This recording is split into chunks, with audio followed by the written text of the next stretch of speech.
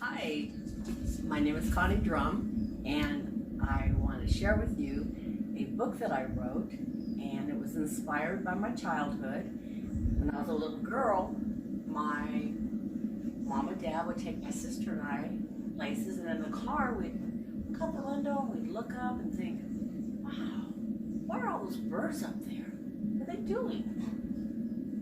Are they just getting together as a family, or just chirping up there because they're happy? And so I said, Mom, why are those birds up there? And she looked down at me with a smile. She said, Connie, they're having church. Oh, they're having church. So I thought, I'm going to put that in a story so I can share it with my kids and my grandkids. So that's what I did. And it's called Birds Having Church, and it talks about acceptance and showing God's love and kindness to all. And the birds, when they're on those lines up there, they're singing and they're giving worship to God and they're praising Him.